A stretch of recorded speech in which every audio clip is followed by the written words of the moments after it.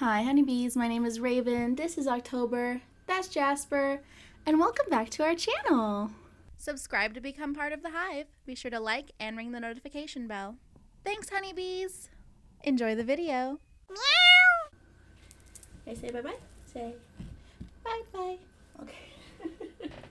Okay, so today I wanted to talk about Haunted Mansion, which is the remake of The Haunted Mansion from, I think, 2003. So exactly 20 years later, we have a remake just called Haunted Mansion. They have nixed the. Those are no longer in style. It is now just what it is, Haunted Mansion. Now, for some reason, if you saw my trailer reaction for summer movies a few videos ago, you know that I was kind of excited for this movie. It is weird that it's releasing in January and it's so obviously a Halloween movie. This would have been so cozier in October. But it's not a good movie. It's still, let me just say that right off the bat. It's not good. I wanted it to be so bad. I was really looking forward to it. I maybe would have liked it more if it was October and I was like in the spooky zone. You know what I mean? I would have maybe been more open to it. I tried though. I mean, I'll take spooky stuff whenever, you know what I mean? A lot of people online are saying this movie flopped because it was released in July. It flopped because it's just not good. It maybe would have had more people seeing it in October because we still have like Barbie and Oppenheimer and Mission Impossible and all these big other things in theaters right now. So it's like, why would we go see Haunted Mansion? I mean, I did, but I already saw those other movies, you know, and not everyone goes to the movies as often as I do. But regardless, it just was not good. It was weird. And not in a good way, because I like weird. I like when movies are weird, you know. But this one was just weird in like a Like, why would they do this confusing kind of way? Like, what was the direction we were trying to go here? Because it was kind of all over the place, like, tone-wise. We're just going to jump into what it's about. And by the way, I'm wearing my Mickey ears because it's the only like Disney related like thing that I have. And these glasses are similar to what like Lakeith wears in the movie. He kind of looks like a vampire in some of the scenes where he's wearing these. So I thought like I'll just kind of do that. Lakeith looked really good in this movie. I was all for him maybe in like the first half. Let's just get into it. Let's just dive right in, shall we? So I really want to make sure I go over the plot of this movie, the ever so important plot of this movie, before I like break it down, okay, about why it wasn't good. All right, before I get started on that, I did see Oppenheimer. I'm not making a video about it because I thought it was good, and really the main thing that I have to say about it is that it was good. So it's much easier for me to make videos about movies that I can criticize, that I have criticisms about. I saw Haunted Mansion and thought, I have a lot to say about this one. Oppenheimer, not as much. It was good though. Recommend it, even though it's really long. Haunted Mansion 2023 stars Lakeith Stanfield as Ben, Owen Wilson as Father Kent, Tiffany Haddish as Harriet, Danny DeVito as Professor Bruce, Jamie Lee Curtis as Madame Leota, Rosario Dawson as Gabby, a mother to a son, Travis, played by Chase Dillon. And then we got some cameos in there too. I'm going to get to the cameos later, okay? The film starts with a flashback of when Ben met his wife, Alyssa. Their first meeting at like a bar, a restaurant. They're in New Orleans. And he's telling her he's an astrophysicist. He points out his little astrophysicist nerd buddies at another table. He's like kind of socially awkward talking to her because he's kind of like a nerd, but he's like charming because he's like very smart and is obviously passionate about his field. And she is a haunted tour guide. She gives ghost tours around the town. He of course like thinks that's ridiculous because he doesn't believe in ghosts, but they end up really liking each other anyway. Alyssa, later, they got married, and then she died in a car crash. We see a little bit of points throughout their life, and we see some flashbacks throughout the movie, but these are the few in the beginning that it opens with. So Alyssa dies. Years later, some time has passed, and Ben is no longer an astrophysicist. He now takes over her tours, her ghost tours, except he doesn't talk about the ghosts. You can tell that he really hates the tourists. He's rude to them. He doesn't want anything to do with them. He hates socializing. He keeps showing them the buildings and talking about it from like a historical, educational standpoint, and they're all asking about ghosts, and he's like, ghosts aren't real. Don't ask me about ghosts. We are not talking about ghosts on this tour, even though it started out presumably as the haunted tour that Alyssa did. So but he's super against ghosts, okay? Basically, we see a little bit of why Ben is the person who he is today. He's very socially awkward, depressed, and apathetic from losing his wife. Meanwhile, at around the same time that we are meeting Ben, Gabby and her son Travis move into this big, creepy old mansion in the middle of nowhere. Why they chose to move there, I don't know. I'm assuming it was like on the cheaper side of mansions. It's implied that they have money. She does mention she's a doctor, and I'm not sure what the dad did, but we'll talk about him later. But they're moving, get a fresh start. You know how people do in horror movies with their kids. They move into just like the creepiest house imaginable to get a fresh start. That's what's happening here. Except they find out immediately that it's haunted. Right upon move-in, Travis has a couple different interactions with ghosts. There's like one in the knight's outfit, you know, that classic ghost in the knight's outfit. And he's like, Mom, we gotta get out of here. It's haunted. And she's like, no, it's fine. I'll light a candle. It's gonna be okay. There's no ghosts here. This is our home now and we are not leaving. And then she sees a ghost and she's like, yeah, no, we're leaving. Like, it's literally just like a quick little... I know this place isn't as warm as I'd hoped. But I'm going to light a vanilla candle and it's going to be a game changer. We're out. And it's meant to be funny, but it was just so like quick and awkward. I guess about the comedy in this movie, it's all very like millennium/Gen Z awkward style humor, a lot of it, and a lot of like quips, like quick, easy, quippy jokes. Like that you see it in the trailer when she's like, I'm gonna light a candle and it's gonna all be good. And he says, will it though? Hey, I'm going to light a vanilla candle and it's going to be a game changer. Will it though? Like all of the comedy is like that. Like the comedy in like the Marvel movies. That's like one of my complaints when I've seen a Marvel movie. How something big will happen and a character will just like break all tension and go, well, that just happened. And it's not funny, but it's supposed to be. Like, that's the comedy. You know what I mean? And some people like that. I don't. So that's what it is. So they leave the house. Then Owen Wilson tries to recruit Ben because he had created this like ghost camera a while ago. Ben did when he was an astrophysicist. He tried to create a camera that could capture like ghosts and material that can't be seen, back when I guess his wife had him be a believer in ghosts, and then since her death he's just like abandoned all of that stuff, right?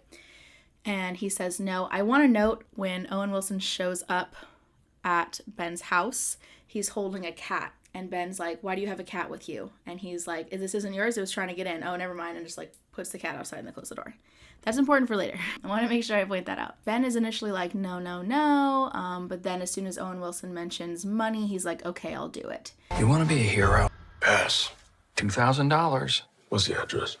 Which is another one of those like same style of jokes like that I just talked about, where he's like, no, I don't do that anymore. Ghosts don't exist. It is an absolute 100% no.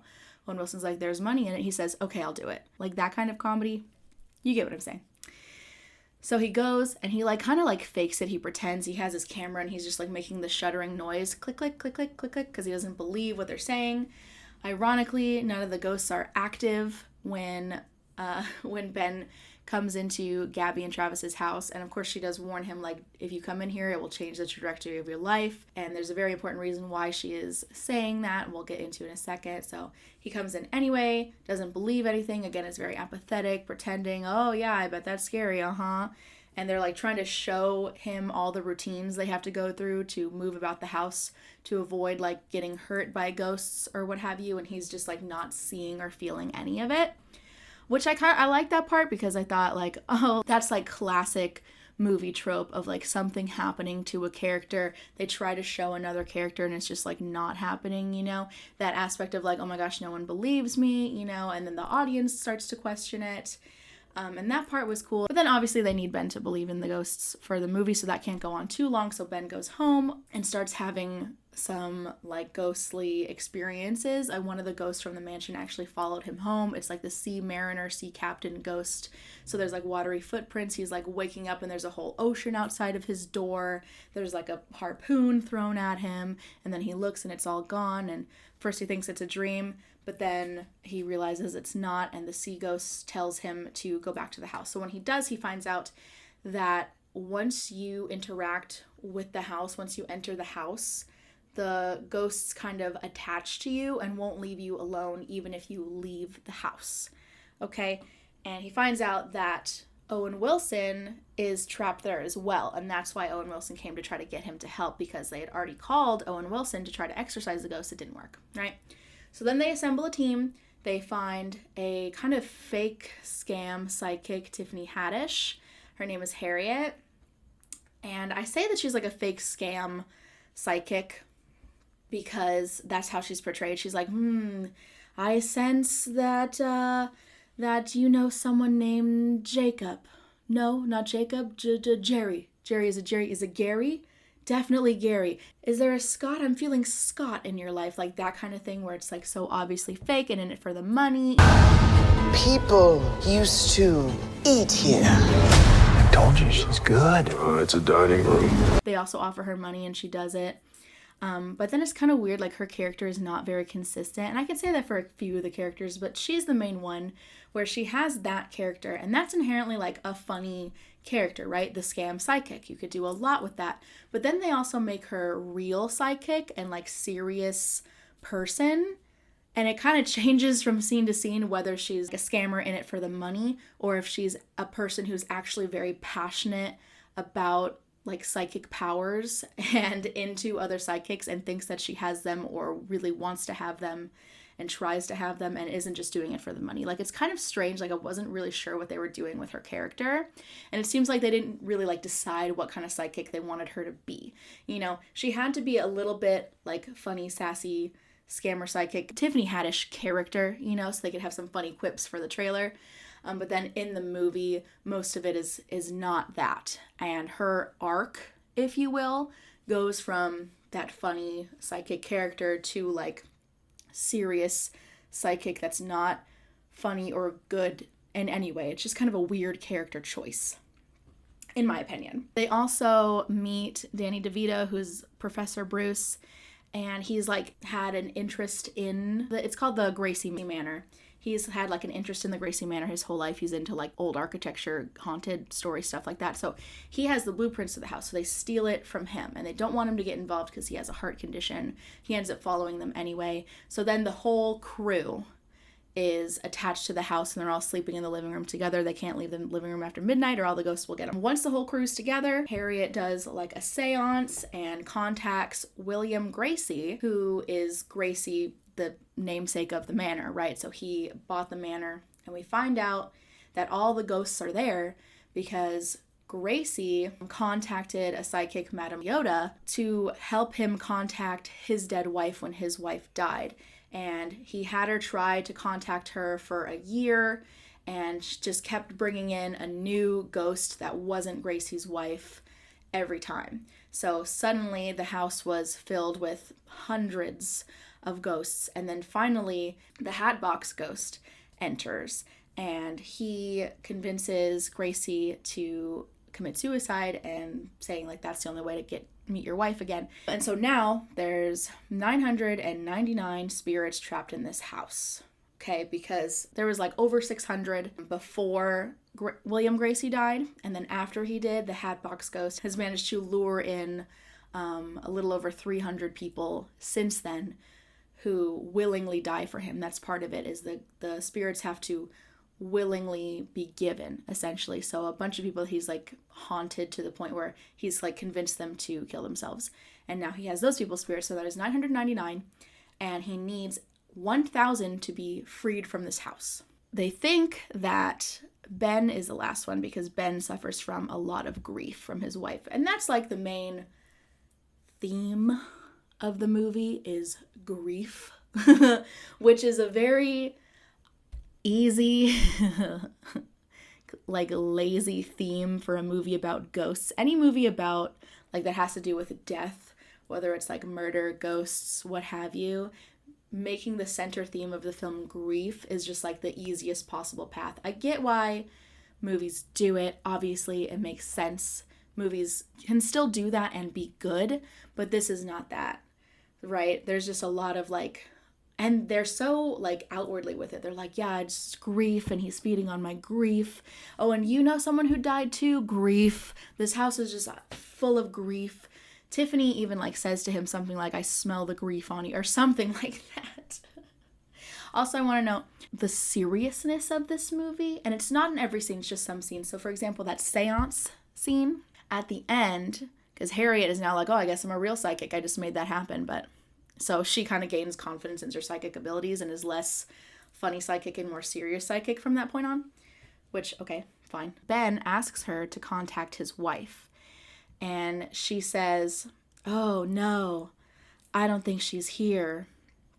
But she didn't say it in a, like, I'm going to be respectful of this man's grief and not, like, pretend to speak as his wife and disrespect him in that way, or pretend or try to contact his wife only to not and get his hopes up. Like, I'm not going to do that to this man. I'm just going to tell him she's not here. She said it in a very serious, I know for a fact her ghost spirit is not here. If she were, I would be able to contact her kind of way. And I think it just would have been more meaningful if it was like delivered in a way where she was like, honey, she's not here. Like, as if to say, I'm not going to do that to you. I'm not going to disrespect you in that way. Instead, it was like more like her being a serious psychic saying, seriously, she's not here. Otherwise I would, kind of thing. It just bothered me. I don't know. It's a small thing to nitpick like that.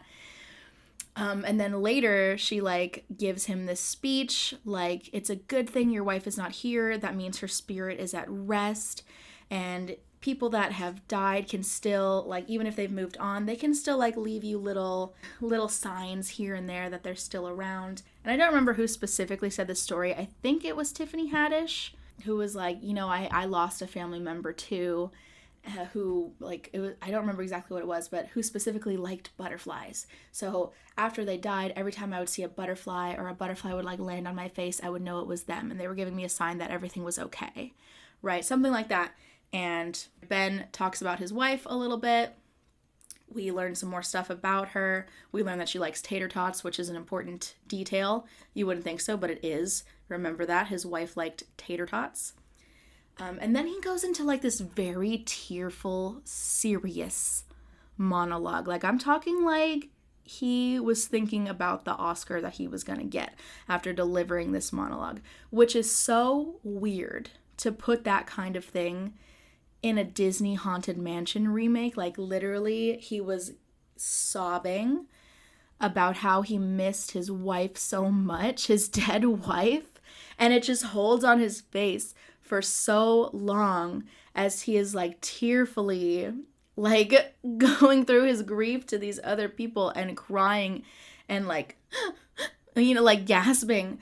And it was so uncomfortable, so uncomfortably serious, because it was so like whiplash. A lot of the scenes in this movie are like that, where it's like the very serious themes of grief and loss, and we talk about it and our feelings and we cry, to immediately like easy joke, and then we're on a comedy joke roll for a while, and it's a whole different, like, then it's like the safe Disney movie that you think it's gonna be.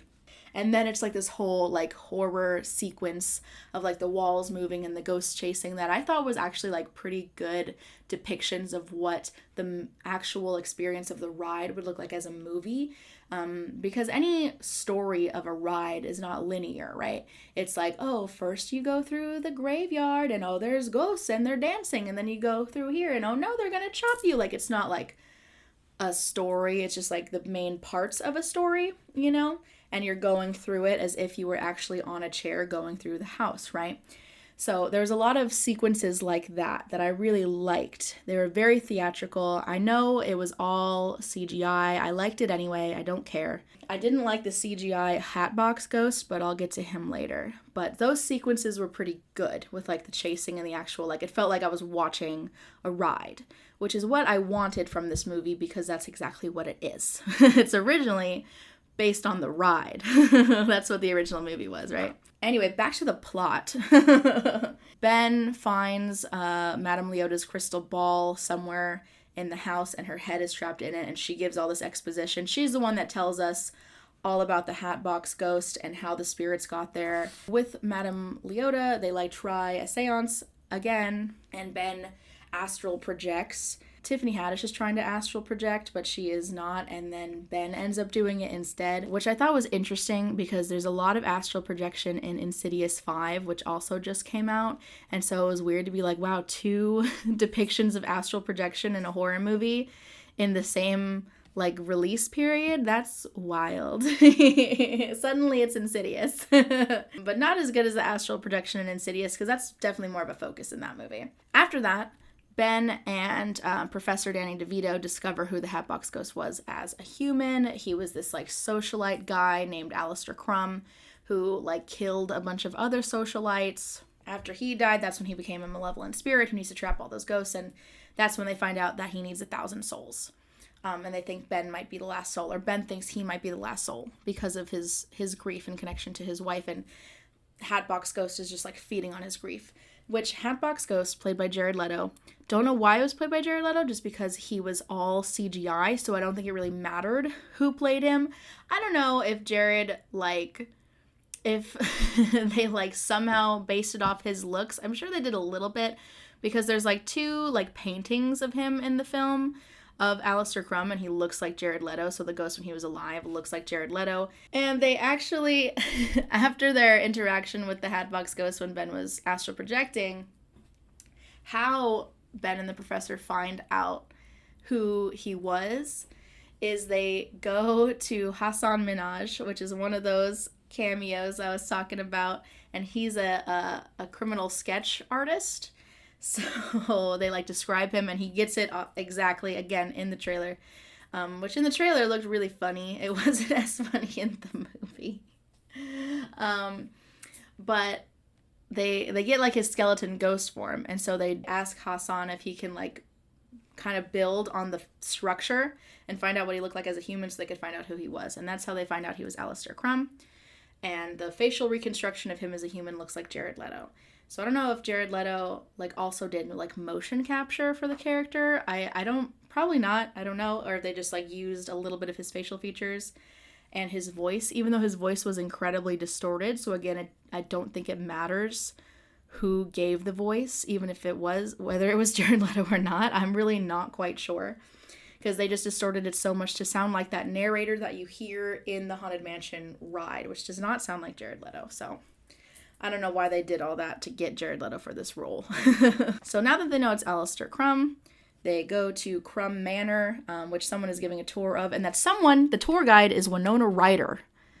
I don't know why she was here. It was also a cameo. She was only in that one scene. She's also apathetically giving the tour, like, this is where Alistair Crumb lived, you know? So I guess that's just what the tour guides are like there, that's their portrayal of the tour guides, is that they're all apathetic like that, and not just Ben, who's suffering from loss. And I was so shocked to see Winona Ryder. I was so shocked. I was like, why are you doing this? How much did they pay you? I hope it was a lot. Honestly, get your bag, okay? I love Winona Ryder, but it was just so weird to see her in such a bad movie. She's been in bad movies, so I guess I can't really say that, but still, I was shocked.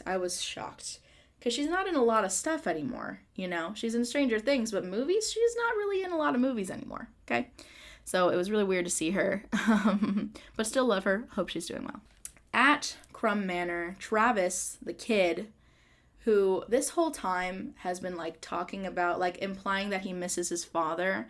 His father is dead. We don't know that yet. That we haven't gotten to that reveal. It's implied that his parents are just separated because Travis references, like, talking to his dad sometimes. But it was obvious to me that the dad was dead, and talking to him meant, like, talking to, like, his spirit, or just, like, talking out as if he was talking to his spirit. And that's exactly what it was, but we don't find that out yet. The crew has to find something that belonged to Crumb in order to perform a certain ritual to banish his spirit from the mansion. So at Crumb Manor, Travis the kid is able to find Crumb's head, because it was found out he was, like, beheaded, and they only ever found his body. So, like, it's like a lore that his head is still somewhere on the property, and Travis finds it. So he takes the hat that was hiding his skull, and he takes it back to the mansion. The Hatbox Ghost burns it. But they're able to save one piece that they hold on to during this kind of like final battle with the ghost. In this kind of like final battle, this is when we find out that Travis's dad is dead because Ben leaves him in a car outside the mansion to go and deal with the ghost with all the other adults. And he talks to Gabby, Travis's mom, and said like, oh, Travis is fine. He's in the car talking to his dad. And Gabby says, well, that's impossible. He can't be talking to his dad. His dad is dead. We see Travis, who is like, has a notebook out and is like trying to talk to his dad.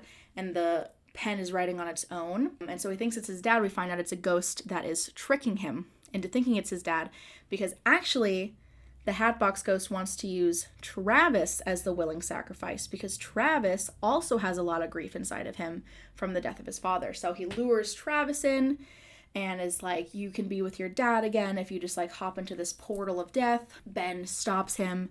They have like a tearful connecting moment where he convinces him not to do that he has so much love here and everyone needs him here and his dad would want him to be happy and all that good stuff. And then the Hatbox Ghost switches his attention to Ben and says like, this is the only way to be with your wife again. Don't you miss your wife? Don't you want to see her again? Don't you want to like tell her that you love her again? And there's this like important moment of making peace when Ben's like, she already knows. She knows I love her. And then they get the piece of the hat, they perform the ritual, and they banish the Hatbox Ghost. And in conclusion, in the epilogue, a lot of the ghosts decided to stay and they happily live in the mansion with Gabby and Travis. All of the crew stayed friends. Ben and Professor Danny DeVito and Owen Wilson and Tiffany Haddish, they all still like hang out, and the ghosts like dance. Some of the ghosts they helped move on. The Sea Mariner ghost specifically that attached itself to Ben, they like ask it earlier in the movie, like, what do you want? We'll give you what you want if you help us defeat the Hatbox Ghost. So they actually convince a lot of the ghosts to help defeat the Hatbox Ghost, and that's how they did it in the end. And the Sea Mariner ghost says, I just want to go to the sea. So they said, okay, after we defeat the Hatbox Ghost, we'll take you to the sea. And so they show us the scene of them doing that, and then the spirit like takes over a boat and like rides off into the sea. So some of the ghosts get freed, some of them are happy to stay in the mansion. Remember how I mentioned that Owen Wilson walked in with a cat when he first met Ben, and later we find out through flashbacks and discussion that that Ben's wife loved tater tots and that whole stuff about like signs from beloved ones. So when Ben returns home, he sees that same cat who has been like lurking around his house trying to get in throughout the whole time. And he's like, okay, I'll take you in. He picks up the cat, looks at the collar, and it's named Tater Tot. And he's kind of like, he does something like this. He's like, like a very dramatic, it's a sign from my wife. She loves me. She's doing okay. So dramatic, which I'll talk about now. That's the whole plot of the film. So that's how the movie ends, right? So all the seriousness of like the grief, and there's a lot of like connection scenes between Ben and Travis. So Lakeith Stanfield and the child, right? Where he's like, the kid, I don't know what to make of the kid. I don't know if he's a bad actor or not, or if it was just bad writing. Because all of the writing and dialogue was bad. And just to confirm, the only thing available to us is this French vanilla Yankee candle. Yeah, I keep forgetting to cancel my subscription to Amazon, so... Please, hold hands. It took 21 days. They worked their butts off and they got that deceased owner out of there. But they were all found... how old are you? 9. Okay, I'm talking organs on the outside. Oh, 9 is young. It's not that young, girl. I was driving by 9. I can show you what happened, but it will cost you $3. What? Wow. It's highway robbery. Who said that? You're pretty terrifying. Can you turn it around just while I finish this? Thank you. And these are good actors for the most part. Like, I like all of them, right? And other things. But even their performances couldn't save it. And I felt like they were trying. I really did. I really felt like they were doing their best with the material they were given. It's just the material was not good and they couldn't save it. Okay, none of them could. All right. So all the scenes with like the kid were very serious. I knew when the kid was on screen, especially the kid with, like, Travis with Ben, they were about to have, like, a real serious heart-to-heart conversation. It was going to completely take me out of the funness of most of the other parts of the movies, because even though it was dumb and a lot of the humor was very awkward, it was kind of in, like, a good, bad kind of way. Like, I was still having a good time, and I wasn't expecting a masterpiece. Like, I thought it was going to be good, but in, like, a way where I just, like, was entertained. Like, I enjoyed it, even if it was silly, you know? And then they had these, like, lifetime-ass drama scenes sprinkled throughout that made me cringe. That's the only word I could really describe it, is I was cringing with how uncomfortable I was. So during Ben's, like, monologue that I was talking about earlier, where he was crying about his dead wife, I saw this movie with my boyfriend. I literally had my head buried in his shoulder next to me, and I was grasping onto him because I was trying so hard to hold back my laughter. I was just silent laughing into his shoulder. I was almost crying myself. And the whole theater was silent because it was such a serious moment, and I could not stop laughing. Right? And then there's a part where he, like, gasps because he's crying harder, and he's like, and I was like, oh, I was trying to not to laugh so hard.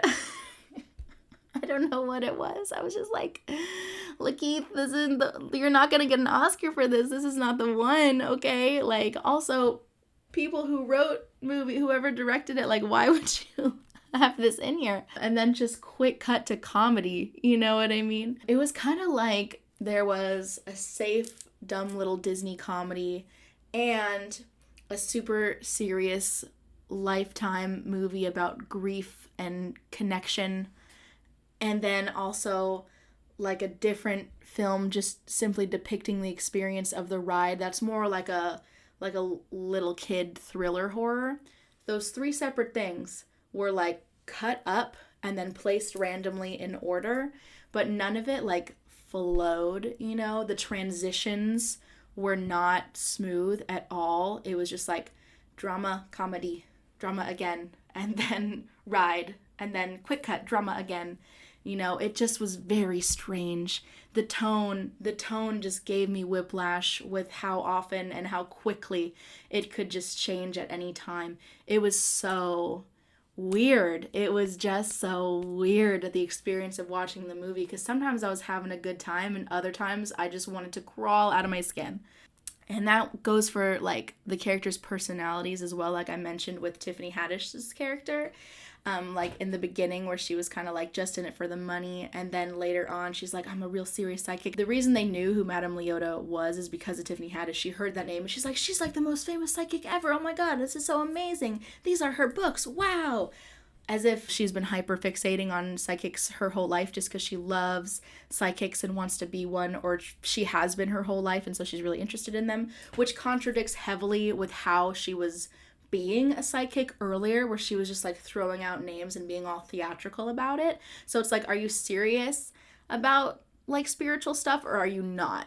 Or just did it for the money? It's kind of weird to make it both and defer scene to scene. Like, if you want both of those things, they have to both be present in all the scenes, or like most of them at least. It can't just be that's how she is in the beginning and then the rest of it she's different. You know, it would have been funny if she was like, I think this is what they were trying to do, where she was like a scam psychic who realized she had real psychic powers throughout the film, and that was her own little arc of like being confident in herself and realizing there was a reason she had this path. And that's kind of what they tried to do, but they ruined it by making her someone who like had so seriously researched like psychics and spiritual stuff before, so that she was actually very knowledgeable the whole time. She didn't just discover that she was a psychic throughout it, you know? If I'm explaining that correctly. It just was very strange. And then similar with Ben, his personality changed quite a bit. In the beginning, it was consistent. In the beginning, I get it. Depressed, apathetic, not taking anything seriously, didn't believe in ghosts. As soon as he believed in ghosts, like the proof was there with the sea ghost, he was a whole different person. It just, and I get that, like, it's suddenly he didn't believe in ghosts, and then now suddenly he does. And that's a big change in like how he would act, right? But suddenly he just was open to everything. Like after the seance, he's like, can you contact my wife? Like he just like now believes in it, right? When like he now just like fully 100% is in it, right? And it seemed like his connection with Travis, because throughout the movie he's like getting kind of close with Gabby, the mom, and getting close with Travis, having heart-to-hearts with him, and they connect over their grief and stuff like that. And all that happened very fast. It seems like he was a very closed off from people sort of individual, but then he managed to open up to these people with such ease. And that might be a shared trauma sort of thing, even before he knew he had shared trauma with them, where it was just easier to open up. But still, again, it was just inconsistent with how the characters were set up that they'd be able to connect like that so quickly and easily. That's what I have to say about that. The other characters tended to be pretty consistent in who they were. Like, Danny DeVito is like a bumbling professor who's just like passionate about this weird stuff. I mean, he was great for that role. Owen Wilson was actually probably the funniest character to me. He was like the only times where he made a joke that was supposed to be a joke and I laughed. God, give us a break. We don't want to be haunted. It just seems like there's so many bad people in the world. Haunt them. How about an amen at the count of 3? 1, 2, 3. Amen. Through. Not on our watch. Well, what are you gonna do? Seriously? They're already dead. They're gonna be deader. Okay. There was a few times where I laughed at like the actual what was supposed to be jokes and not just the cringe that wasn't supposed to be jokes. Most of that though was from Owen Wilson's character. I just love his vibes in whatever movie he's in, and he lent himself great to the part even if the whole movie wasn't good. Rosario Dawson's character I really don't have anything to say about because they didn't really give her much of a personality other than mom. And they mentioned some stuff about her like she's a doctor, and that's probably where a lot of the wealth came from. We don't really know what her husband did. I don't remember if they mentioned that at all. She's just like mom who's trying to protect her kid and get the ghosts out of her house so that her and Travis could have a better life. But we don't really know much about her like outside of that, and there wasn't really much about her personality in the film outside of that at all. So that was kind of disappointing. I feel like they could have done a lot of things with her and they just didn't. In conclusion, I guess just a lot of the film and like the plot points and everything just felt very disconnected to me. Like they were trying to do a lot of stuff and none of it was successful in like where they were going with their themes and what they wanted to show. And it would have been great if they played more on the horror aspects. It's PG-13, which is still safe horror PG-13, but you could do a little bit more than like PG. You know, you could have a little blood, you could have a little scare, a little thrill. And it seems like they tried, but in the safest way possible, where it would only scare like little kids, right? And if it's PG-13, you're not aiming for little kids. So why appeal to them so much? Otherwise, why not just make it PG? So yeah, I'm not really sure about the direction this movie was trying to take. It just didn't work for me. And I'm not trying to say that it was just awful movie. To be honest, I was pretty entertained. Even if it was like from a like fascination standpoint, like where are they going with this? What kooky thing are they gonna do next? How else are they gonna make me cringe kind of way? But it's 2 hours and I did not feel that runtime. I was never bored. I was engaged the whole time, for better or for worse. I was engaged. It made me feel, and that's saying something.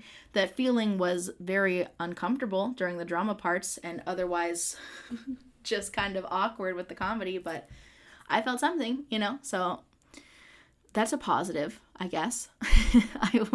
That is really actually a positive. I wasn't bored. I was entertained. Another positive that I really wanted to say about this movie is that it looks great. Visually, it is so stunning and striking. I love the mansion, the set pieces, all of them really, but specifically the mansion does a really good job capturing the vibe and the ambiance of the ride. I mean, that's the best part of the ride for me, is just how like amazing it looks, and they did a really good job turning that into a set. It feels so real. It feels spooky. I love the color palette. A lot of times with like horror and stuff like that, They feel like the set needs to be all like black and gray to be scary, but I like how this one didn't do that. We had a variety. There was always something good to look at in this movie, and that was probably the best part, was the visuals and set design, but also the costumes. I did really love the costumes, specifically Madame Leota's costume. I really liked Tiffany Haddish's outfit as well as her sidekick. Lakeith Stanfield had some really nice looks, and it all just looked really good. Like, in terms of design, this film killed it. They really nailed it on the head with the visuals here. It's just my main problem was with like the writing and the story itself, but it looked great. It looked fantastic. I didn't have a problem with everything in the movie, just what it was about and the things the characters said, but it looked great. So I just really wanted to make that point. I guess that's really all that I have to say about it. I thought it was good bad for the first half, and then after that I was like, this is bad. But with all that being said, it is so weird and unexpected. I guess I'm just saying it wasn't good, but in a very strange way, not in a traditional like, oh, it was just a bad, boring movie. It's not boring. It is bad, but in a way that's hard to explain why it's so bad and uncomfortable, which I wouldn't expect from this kind of movie to legitimately feel uncomfortable. Like, without all those Lifetime movie scenes, it would have been a lot better. It would have been a lot more like enjoyable and entertaining in a positive sense, not like anti-entertaining, which is kind of what I'm trying to describe. But anyhow, if you saw this movie, I would love to know what you think. If you didn't see this movie and you're watching this, I guess I would recommend checking it out. Not in theaters. Don't spend your money. If you have Disney Plus, wait till it's out on Disney Plus. Watch it then, just so you like know what I'm talking about, right? Because I'm curious to see if anyone else agrees with my standpoints about like the dramatic bits and just how the movie itself just did not mesh together and all the stuff that I wasn't expecting, basically. So if you haven't seen it, wait till it's on streaming, watch it with the knowledge that it is not good and you're probably not gonna like it. But I need people to know what I'm talking about and understand the things that I'm trying to say. All right, so let me know what you thought about it in the comments, or if you're going to see it. Otherwise, that's gonna be it, and I'll come at you soon with more movies. There's a lot of good ones coming out lately that I am super excited about, and hopefully they'll be better, and I'll be able to combine a few and talk about like some actual good movies, okay, and have stuff to say about them. So until then, like, comment, subscribe, all that good stuff, and I will see you next time. Bye. Thanks for watching, honeybees. Make sure to like and subscribe. Bye. Meow.